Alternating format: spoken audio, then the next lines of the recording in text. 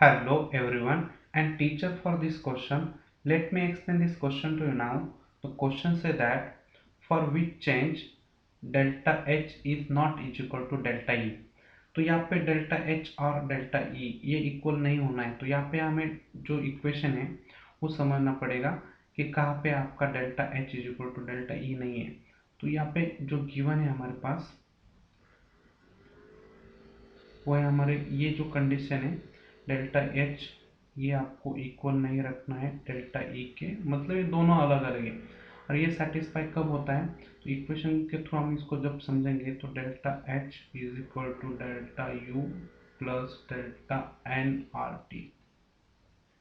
तो delta N R T की यहाँ पे डेल्टा एन की कुछ ना कुछ वैल्यू है, पॉजिटिव है नेगेटिव है, जो भी कुछ है तो यहाँ पे पुट करेंगे तो यहाँ पे डेल्टा एच और डेल्टा यू ये इक्वल नहीं रहेंगे। पर डेल्टा एन जो गैस है यहाँ पे हम जीरो वैल्यू पुट करें तो यहाँ पे वो इक्वल हो जाएंगे।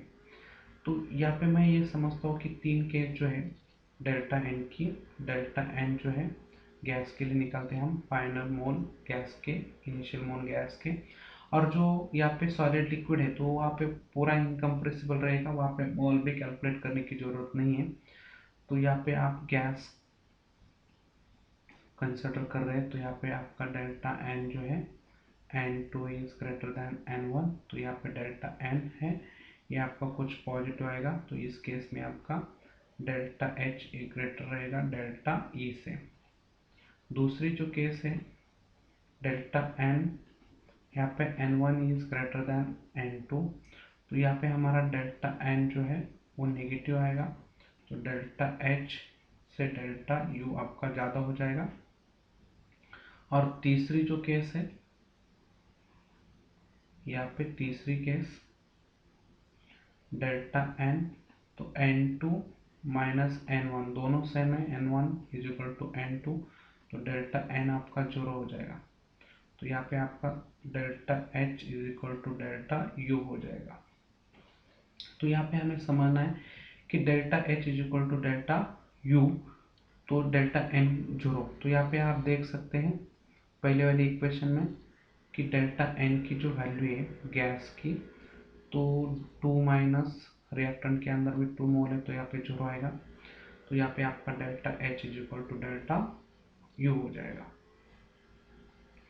दूसरा वो जो इक्वेशन है उसके अंदर आप देख सकते हैं कि यहाँ पे आपको पूरा सॉलिड लिक्विड, मतलब यहाँ पे पी डेल्टा फी जो है यहाँ पे नो एक्सपांशन नो कॉम्प्रेंशन, तो यहाँ पे आपको ये जीरो हो जाएगा। तो ये भी इक्वेशन है हमारे पास delta H is equal to delta U plus P delta V, तो पी डेल्टा वी जीरो है तो यहाँ पे भी आपका delta H is equal to delta U हो जाएगा in case of solid and liquid. ये हो जाएगा सॉलिड और लिक्विड की केस में।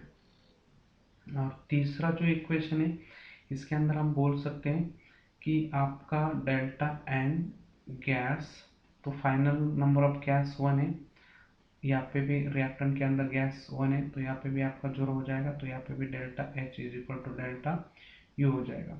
तो तीसरा इक्वेशन के अंदर भी आपका डेल्टा एच डेल्टा यू के बराबर हो रहा है। फोर्थ ऑप्शन के अंदर यहाँ पे देख सकते हैं कि डेल्टा एन गैस के लिए क्या रहेगा, 2 माइनस यहाँ पे रिएक्टेंट के अंदर 3 मोल और 1 मोल, तो यहाँ पे 4 मोल हो जाएगा, तो यहाँ पे -2 आएगा। तो यहाँ पे आपका बिल्कुल है कि डेल्टा एच से डेल्टा यू आपका ग्रेटर है, तो इस केस में आपका डेल्टा एच और डेल्टा यू इक्वल नहीं है।